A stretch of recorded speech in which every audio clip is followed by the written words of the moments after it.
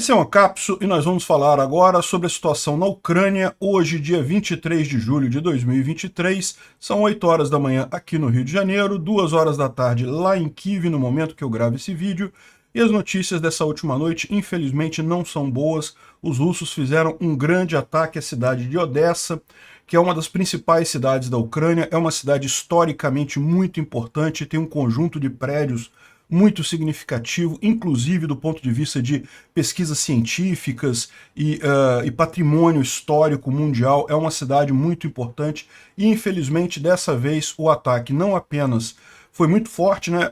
Lembra, depois da queda da ponte da Crimeia, os russos atacaram por 3 dias seguidos, aí faltaram um dia, agora atacaram de novo Odessa, e dessa vez, ao invés de visar o porto, que é lógico, é um absurdo atingir estrutura civil qualquer, mas pelo menos o porto são obras que são facilmente recuperáveis, né? Dessa vez, os russos resolveram destruir prédios históricos no centro de Odessa. Então destruíram a Catedral da Transfiguração de Odessa, que é uma catedral do século XVIII, que ela chegou a ser destruída pelos nazistas na Segunda Guerra, pelos comunistas na Segunda Guerra, foi reconstruída pelos ucranianos nem tanto tempo assim, por volta do ano 2002, e agora foi novamente destruída por um ataque russo. Muito triste a situação lá. Não foi o único prédio histórico, teve também a Casa dos Cientistas, que é também um museu, né, um centro cultural que tem ali na cidade também, que acabou sendo destruído. Muito triste esse ataque covarde, sem nenhum sentido, sem nenhum ganho militar para os russos com isso daí, né? Enfim, bom, além disso, a gente vai falar que a ponte da Crimeia está mais uma vez fechada, fechou novamente, devido à continuidade de ataques aqui ucranianos no interior da Crimeia. Os ucranianos continuam atingindo vários alvos aqui no interior. A gente tem algumas informações sobre avanços aqui na região de Kherson e Olesk, né, aqui na parte de sul da Ucrânia. Também temos muitas informações aqui sobre a linha de frente aqui em Zaporizhia, vários ganhos não significativos, não ganhos enormes, mas mais uma vez os ucranianos estão desgastando as linhas de frente russas ali, estão conseguindo avançar vagarosamente nessa região aqui. No momento que conseguirem furar essa primeira linha de defesa, o resto vai ser rápido, né? Também temos algumas informações sobre Bakhmut, em que também os ucranianos avançaram. O lado negativo fica aqui mais uma vez com Svatov e Kremina, onde os russos conseguiram avançar mais um pouco. Muito preocupante isso daqui. Muito pouco que os russos estão avançando aqui. Não é um avanço que eles consigam fazer de forma continuada, porque já chegaram no rio Zerebets aqui, então não tem muita possibilidade de avançar mais por aqui.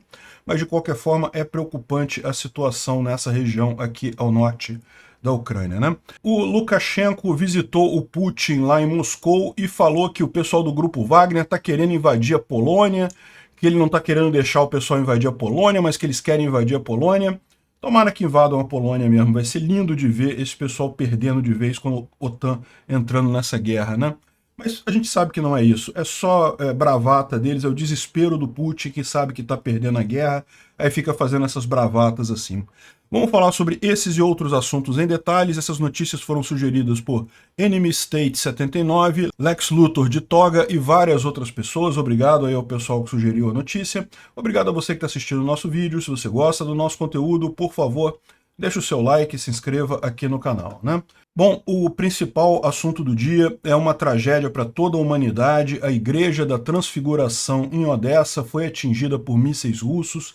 Aqui dá para ver o altar principal da igreja, dá para ver que foi bem danificado mesmo, o teto dela caiu, boa parte dele. Olha só que coisa triste. Para vocês terem uma ideia, essa daqui é a Igreja da Transfiguração. Aqui, ó, esse aqui é o altar como ele era antes de ser atingido, né? E agora foi atingido aqui, todo destruído por esse míssil. Pegou fogo na igreja, também tiveram que apagar o fogo ali na região. Tem inúmeras imagens aqui que mostram a tragédia que foi aqui, a igreja totalmente destruída, totalmente rachada, o prédio, né? Certamente os ucranianos vão reconstruir mais uma vez a igreja, mas é aquele negócio, é um absurdo, por quê? Porque é um alvo civil, os russos não ganharam nada com isso. Inclusive, diga-se de passagem, é uma igreja da cristã ortodoxa com o patriarcado de Moscou, tá?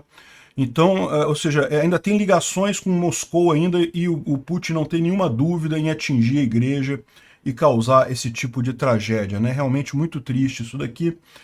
Aliás, aproveitando, pedir desculpas, ontem eu falei em igreja católica ortodoxa, não existe isso. É a igreja cristã ortodoxa, que teve o grande cisma da igreja católica lá pelo ano 1000, né, 1054, se não me engano. Enfim, não existe católico ortodoxo, existe cristão ortodoxo, é a religião mais comum lá na Ucrânia, né, mais predominante por lá, né? Então essa catedral é da cristã ortodoxa, e como eu já expliquei para vocês, a igreja ortodoxa ela tem diferentes patriarcados, né, como se fossem, não tem um papa único, tem vários papas, e essa igreja, por um acaso, é do patriarcado de Moscou, ainda por cima, ou seja, realmente uma tragédia enorme isso. Aqui tem as imagens do telhado da igreja, tá vendo? Todo destruído, um tiro direto em cima dela, não teve nem o que dizer, foi um míssil, foi direto na igreja e destruiu ela. O objetivo era exatamente esse, né? A impressão que dá, a única coisa que eu consigo imaginar nisso daqui, é que os russos já perceberam que não vão conseguir tomar Odessa, né? Vocês sabem, um dos objetivos do Putin nessa guerra, um dos principais objetivos, era tomar a cidade de Odessa, né? A cidade de Odessa é uma cidade historicamente muito importante, que tem muito patrimônio cultural e coisa e tal, então o Putin fazia muita questão, é uma cidade muito bonita também, o Putin fazia muita questão de tomar Odessa. A impressão que dá é que ele percebeu agora que não vai conseguir mesmo, então está querendo destruir a cidade para, né, deixar destruição. Já que não vai ser minha, eu vou destruir tudo. A impressão que dá é essa, né? Infelizmente, houve, na verdade, 22 pessoas feridas, uma pessoa morta. Aqui já está desatualizada essa estatística, foram 22 pessoas. E teve mais uma série de prédios residenciais e outras igrejas e prédios históricos também destruídos, né? Aqui, mais uma vez, foram usados aqueles mísseis Onyx, né, que são disparados a partir de Sevastopol. Então é aquele míssil que voa muito baixo, então ele é muito difícil de ser abatido pela defesa antiaérea, e ele só consegue atingir realmente alvos que estejam próximo do mar, né? Porque justamente ele viaja muito baixo, se tivesse que entrar em terra, ele teria dificuldade com a topografia. Mas infelizmente, entre Sevastopol e Odessa, é praticamente uma linha reta aqui de mar, né? Ou seja, eles conseguem fazer esse trecho aqui e atingir com muita força a cidade de Odessa, né? Muito triste isso. É lógico, as Russettes estão dizendo já que, não, mas foi um míssil da defesa antiaérea ucraniana que atingiu a catedral, que não foram os mísseis russos e coisa e tal, que os mísseis russos estavam visando instalações náuticas dos ucranianos ali na região, que não faz sentido nenhum. A maior parte da indústria bélica náutica ucraniana fica, na verdade, em Mykolaiv, não tem nada ali em Odessa, mas enfim. E lógico, isso é falso, mas mesmo que fosse verdadeiro, mesmo que por hipótese o míssil lançado pelos russos não tinha como destino a catedral, e aí a defesa antiaérea tentou interceptar esse míssil e ele acabou caindo na catedral, de qualquer forma continua sendo culpa dos russos. Se os russos não tivessem bombardeado a cidade, nada disso teria acontecido, né? Mas não foi isso que aconteceu, não. O pessoal está falando aqui foi que exatamente o míssil russo foi direto na catedral. Inclusive, vendo aqui a estatística que o exército ucraniano libera, dos mísseis calibre que foram lançados, todos os 4 que foram lançados foram derrubados pela defesa antiaérea. Os 5 Iskander-K que foram lançados também foram derrubados pela defesa antiaérea, mas os 5 Onyx e os 3 Ra-22 e os 2 Iskander-M conseguiram atingir várias partes em Odessa, né? E foi justamente um míssil Onyx que atingiu a Catedral da Transfiguração lá. Realmente muito triste essa história. Como eu falei para vocês, esses mísseis são muito rápidos, eles vão muito próximos da Terra, então não é qualquer defesa antiaérea que derruba eles. Os ucranianos têm o Patriot, mas o Patriot já está sendo usado em Kiev e tem algumas outras que estão sendo usados em outras partes do país, né? Está faltando defesa antiaérea. Evidentemente, o pessoal lá já está procurando os aliados, né, a OTAN, para ver se consegue resolver isso, colocar uma defesa antiaérea mais moderna ali na região de Odessa. Vamos ver se essa coisa acontece nos próximos meses, né? Realmente é muito triste isso daqui. Repara que poderia ter sido ainda pior, né? Teve 9 mísseis que foram derrubados, ainda podia ter muito mais coisa destruída ali em Odessa, né? Bom, hoje pela manhã os residentes lá na cidade já estão fazendo as obras de limpeza, o pessoal aqui é voluntário, foi todo mundo lá para a Catedral da Transfiguração para justamente tentar ajudar a fazer o resgate, né, fazer a limpeza lá da Catedral. É lógico, vai ter muito trabalho daqui para frente, parece que conseguiram recuperar alguns ídolos, né, algumas imagens e ídolos que tinham na Catedral de debaixo dos escombros, tiveram que tirar de debaixo dos escombros, não dá para saber ainda o nível de dano que teve nesses ídolos, né? Enfim, o pessoal está trabalhando lá para tentar recuperar as coisas, né? Dá para ver aqui as imagens, a parte que foi danificada, eles tentando salvar alguma coisa ali, né? Já a população toda ali, ó, como voluntários, tentando minimizar o ataque, né? Tentando recuperar o máximo que for possível da catedral aqui, né? Olha só aqui a parte principal ali, né? O púlpito, né? Realmente muito triste isso, né? E hoje também, por volta do meio-dia, lá, né, em Odessa, que também é meio-dia em Kiev, que seria mais ou menos 6 horas da manhã aqui no Brasil, já teve a primeira missa na catedral, foi feita ao ar livre, né? Os padres fizeram a missa ali, justamente para atrair a multidão que estava trabalhando ali, para o pessoal fazer a cerimônia mesmo ao ar livre ali, né? Então, realmente chocou muito a população de Odessa e é uma perda para o mundo inteiro, uma catedral bonita, catedral do século XVIII, não tem muitas catedrais com essa idade por aí, né? Muito triste mesmo esse tipo de ataque covarde dos russos. E não foi só na catedral, não. Aqui também você está vendo a parte da Casa dos Cientistas, que era um palacete da família Tolstói, lá em Odessa, né? A família Tolstói não tem ligação com o Tolstói da época da Revolução Comunista, né? Vocês sabem, o Tolstói era um dos idealizadores dos bolcheviques lá e coisa e tal.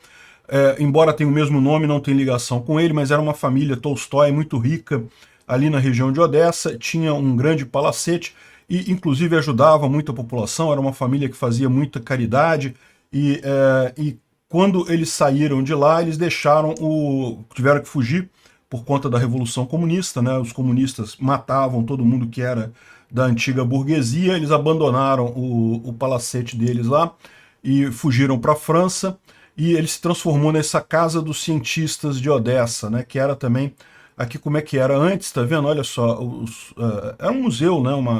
Uma coisa cultural aqui lá em Odessa, um palacete muito bonito. E agora, como vocês podem ver, a destruição completa ali também, mais esses mísseis aqui em Odessa. Olha só, isso aqui parece ser aqueles pianos, né, antigos, né? Eu não sei dizer exatamente, mas... Enfim, muito triste, também isso aconteceu hoje à noite, nessa noite de ontem para hoje, lá em Odessa, né? Bom, além desse desastre cultural e arqueológico ali da região de Odessa, também teve residências, teve prédios atingidos pelos mísseis, né? Dessa vez, como eu falei, o foco não foi o porto, foi a região central da cidade, então teve muitos apartamentos, muitos prédios atingidos ali, um absurdo completo. Mas, mais uma vez, é o que eu falo para vocês, isso só mostra o desespero dos russos, porque o fato é que isso não atingiu nenhum alvo militar, ou seja, isso não vai prejudicar os ucranianos do ponto de vista militar em nada, né? Realmente pura crueldade, puro despeito de ver que não vai conseguir conquistar Odessa, então vamos destruir o que puder por lá, né? Eu espero sinceramente que muito em breve a gente já tenha um sistema de defesa antiaérea decente ali, para pelo menos minimizar esse tipo de coisa, né? E você pode ver, né, os russos eles estão de fato ficando sem munição, porque em dezembro do ano passado a gente falou de ataques ao território ucraniano com mais de 100 mísseis. Eram levas de 100 mísseis em várias ondas e coisa e tal. Agora o máximo que eles conseguem fazer são ataques como esses, com 19 mísseis no total aqui, né, e ainda a maior parte deles sendo derrubado no final das contas, né? Ou seja, é só desespero desse pessoal mesmo. Não deixa de ser muito triste, né? Também foi atingida em Chassiviar, o Palácio da Cultura de Chassiviar. Barmut está aqui, né? A gente vai falar depois sobre os avanços aqui na linha de frente em Barmut.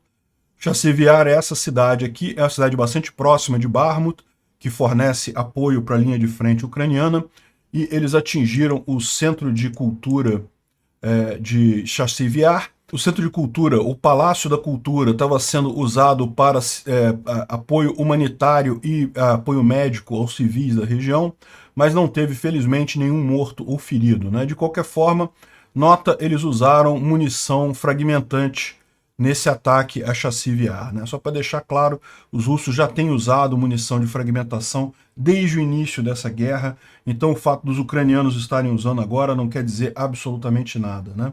Bom, uma informação interessante que surgiu de ontem para hoje foi a imagem de satélite daquela base russa em Oktyabrskoye. Lembra que a gente mencionou ontem que houve um grande ataque aqui? Foi um dos principais ataques. Teve ataque num monte de lugar aqui ontem, né? Um monte de lugar da Crimeia ontem. Um desses ataques foi justamente nessa base aérea aqui, de Oktyabrskoye, e agora a gente tem a imagem mostrando o dano causado, né? Então essa daqui é uma imagem, deixa eu tirar minha cabeça daqui. Essa aqui é uma imagem da pista de pouso da base aérea lá, antes do ataque, né? Então dá para ver aqui que tem uma região aqui cheia de munição, né? Depósito de munição e coisa e tal, além da pista de pouso em si, e vários aviões por aqui. E o que você vê aqui justamente foi o ataque ucraniano nessa região, visando o depósito de munição aqui embaixo, né? Então, conseguiu de fato destruir uma boa parte da munição que está aqui. Com relação a destruir a base aérea em si, isso os ucranianos não têm focado muito, né? Até porque seria difícil a distância causar um dano significativo. O mais importante aqui é acabar com a munição, porque essas bases aéreas, no final das contas, acabam sendo usadas pelos russos como bases militares, né? Como depósito de munição, base operacional e coisa e tal. Então, aí, ou seja, isso aqui acaba abastecendo, mesmo por caminhão ou trem, outras posições russas na linha de frente, né? Então tá aqui o grande incêndio que a gente viu ontem, as grandes explosões secundárias, realmente atingiu aqui a área de munição nessa base aérea, né? E esse sucesso enorme que os ucranianos tiveram ontem na Crimeia, de atingir vários alvos lá dentro da Crimeia, mostra justamente que a defesa antiaérea russa está com problemas ali na região, né? A Natalia Remeniuk, que é porta-voz ali do exército ucraniano na parte sul, a região sul, né? Ela está falando justamente que essas explosões indicam que as forças de defesa estão bem dentro da retaguarda russa e o inimigo está se sentindo desassossegado por lá, né? As explosões que foram ouvidas na área da Crimeia indicam o movimento das forças de defesa e foi o que ela anunciou, né? Ou seja, o que está acontecendo aqui na verdade? Por que os ucranianos conseguiram fazer isso daqui? Depois dos ucranianos destruírem aqui a ponte da Crimeia, que aliás está fechada novamente agora para carros e trânsito de trens também, depois dos ucranianos terem fechado aqui, terem destruído a ponte da Crimeia, eles imaginaram imediatamente que os ucranianos fossem fazer um ataque aqui na ponte de Chonhar, ou então em algum momento, algum lugar por aqui. Então eles imediatamente mandaram um monte de defesas antiaéreas, todas para essa região aqui, e também para a própria ponte da Crimeia, imaginando que os ucranianos poderiam aproveitar e fazer um novo ataque em cima das mesmas posições que já haviam sido atingidas. Com isso, acabou deixando a própria Crimeia desassistida, vamos dizer assim, ou com menos defesas antiaéreas, e por isso os ucranianos conseguiram invadir aqui. Isso é um sinal muito positivo, porque indica que já tem uma certa cobertor curto aqui em termos de defesa antiaérea russa na região da Crimeia, né?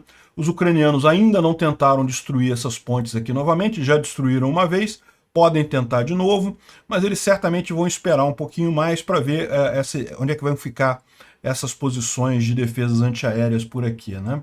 Aqui na região das Dachas, ali entre Olesk e Kherson, né, a gente está falando dessa região aqui, em que os ucranianos têm uma cabeça de ponte na margem esquerda aqui do Dnipro. A situação lá é essa daqui, né? Os ucranianos têm ainda a cabeça de ponte bem estabelecida aqui.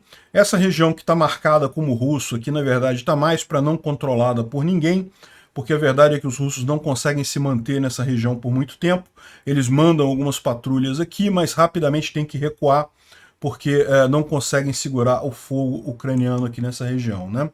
E ontem a casa do Georgi Juravko, que é um colaborador russo aqui na região de Olesk, a casa dele foi destruída, né? Não dá para saber se ele estava lá Gauleiter é um termo em alemão para indicar comandante nazista da região, né? Eles estão usando aqui justamente para indicar o cara, o russo, que controla a região de Olesk, né? Então, não sabe se ele estava em casa no momento, mas a casa dele foi atingida pelo bombardeio ucraniano ali, né? Os ucranianos fizeram mais um assalto aqui na região de Kamiansk, conseguiram avançar mais alguma coisa aqui nessa direção. Vamos continuar aqui na linha de frente. Kamiansk, essa direção aqui, né? Como a gente falou, os ucranianos estão lutando aqui na região de Zerebiansk, tentando tomar Jerebiansk, e estão abrindo uma nova frente vindo por aqui, ao invés de tentar vir por Piatihatsk e por essas florestas aqui ao norte, que também já estão no controle dos ucranianos, né? A visão dos ucranianos é que, como Luhov ainda está na mão dos russos, os russos conseguem com muita facilidade abastecer as tropas aqui em Jerebiansk, e isso está tornando muito difícil tomar a cidade. Então eles estão vindo por aqui para atacar diretamente Luhov e dessa forma conseguir tomar Jerebiansk, né? Aqui dá para ver que a área No Man's Land, né, a área Terra de Ninguém aqui, segue essas florestas aqui ao sul de Kamiansk e também aqui nessa região aqui de floresta aqui de campos aqui, ou seja, seria alguma coisa aqui atingindo essa região aqui e também essa área cultivada do lado de cá, né? Então já estaria por aqui esse ataque ucraniano nessa região, né? Aqui na região de Zaporizhia, os ucranianos também estão fazendo um grande ataque aqui na região de Robotny. A gente tem visto muita ação nessa região aqui. Eu vou mostrar algumas imagens aqui. Estão avançando sobre Robotny, ainda não capturaram a cidade, mas tem bastante coisa interessante aqui. E aqui em Priutny, os ucranianos já tomaram a parte norte da cidade de Priutny. Priutny já chegou a estar na mão dos ucranianos, os russos retomaram e coisa e tal. Agora parece que eles conseguiram estabelecer aqui no norte de Priutny. Então o que está acontecendo nessa região mais para cá, tanto aqui em Staromayorsk quanto em Priutny, os ucranianos entraram na parte norte da cidade, mas os russos ainda estão na parte sul, ainda estão resistindo em partes da cidade aqui, né? Aqui eles mostram uma posição em que um ataque ucraniano foi detido, aqui um Bradley ucraniano foi atingido por um drone FPV, que é nessa região aqui. É lógico, o fato do Bradley ter sido atingido por um drone não é uma boa notícia, mas isso é uma boa notícia no sentido de que mostra que os ucranianos estão nessa região aqui, ou seja, já estão bem a leste aqui de Robotny, né? Chegando bem perto da cidade aqui, já atacando essas posições defensivas para cá. As posições defensivas russas maiores, que estavam todas nessa linha aqui, já foram tomadas pelos ucranianos, né? Ainda tem posições defensivas por aqui, mas uma vez que sejam tomadas essas posições, Robotny vai ficar vulnerável a um ataque a partir de leste dos ucranianos aqui. Isso daqui é justamente uma visão das trincheiras ali russas tomadas pelos ucranianos na região. Dá para ver os corpos dos russos ali nos pacotes, né? E deixaram um monte de arma, deixaram um monte de munição, tiveram que sair correndo mesmo dessas trincheiras aqui, né? Inclusive um turret de um tanque russo que explodiu aqui também foi deixado lá, foi encontrado lá nessa trincheira. Isso daqui é uma outra imagem de uma coluna de Bradleys e Leopard A2 ucranianos que está avançando ali na região de Robotny. Dá para ver que eles estão sob fogo pesado de artilharia, né? Os russos estão tentando parar essa coluna ucraniana, mas eles continuam avançando ali. Exatamente aonde isso aqui está acontecendo lá em Robotny, a gente não sabe, mas que os ucranianos estão avançando com muita força ali na região, eles estão sim, né? Bom, falando sobre Bakhmut, né? Bakhmut, os ucranianos conseguiram avançar mais aqui na região de Iarne, e Berhivka aqui, e também aqui no norte pela M3. Com isso, a região de Dubovo-Vasilivka já está marcada aqui nesse mapa como zona neutra, né? Zona não controlada por ninguém, justamente porque ficou impossível dos russos manterem o pessoal aqui. Vamos dar uma olhada nessa região aqui. Aqui nesse mapa ainda mostra Dubovo-Vasilivka como controlada pelos russos, mas é o que eu falei para vocês, né? À medida que os ucranianos vão avançando aqui pela M3, que é essa estrada aqui, simplesmente fica impossível para os russos manterem tropas aqui nessa região. Eles só têm a alternativa de recuar aqui, ou então e vão acabar deixando uma enorme quantidade de soldados presos aqui nessa região, né? Em um cerco aqui nessa região. Na parte sul aqui, próximo a Klishivka, né? Então aqui em Bakhmut, mais ao sul aqui em Klishivka, os ucranianos avançaram mais uma vez. Repara aqui que tem até a informação de que os russos estão bombardeando Klishivka, o que indica que não está mais na mão dos russos. Vocês lembram que a gente mencionou ontem um contra-ataque russo nessa direção aqui, que eles tentaram, né, para justamente retomar essa floresta aqui a oeste de Klishivka, mas não conseguiram. A informação que a gente tem hoje é que os ucranianos retomaram a região, destruíram essa tentativa de contra-ataque russo ali, né?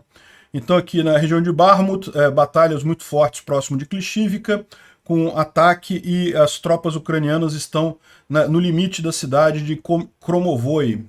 Kromov é essa cidadezinha aqui, ó, ao norte de Bakhmut, né? Ou seja, os ucranianos já estão retomando essa cidade. Aqui ela está marcada como zona cinza, né?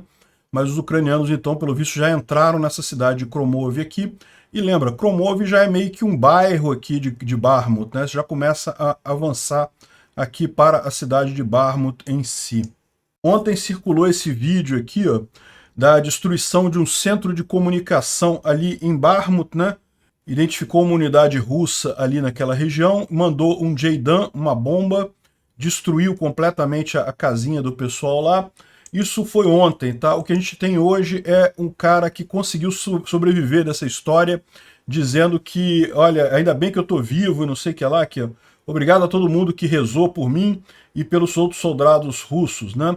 Não tivemos muitas chances. No centro de comunicação, onde eu estava trabalhando no momento, próximo a Bakhmut, os ucranianos atacaram com uma bomba JDAM, né? E eu tentei trabalhar a defesa antiaérea, mas não funcionou. A casa foi totalmente destruída, caiu tudo e tem vários, 200 pessoas que morreram ali, né? Mais do que sobreviventes. Ou seja, morreu mais gente do que sobreviveu dos russos que estavam nessa casinha aqui, né? Mas também existem alguns pontos de preocupação para os ucranianos aqui na região de Avdiivka.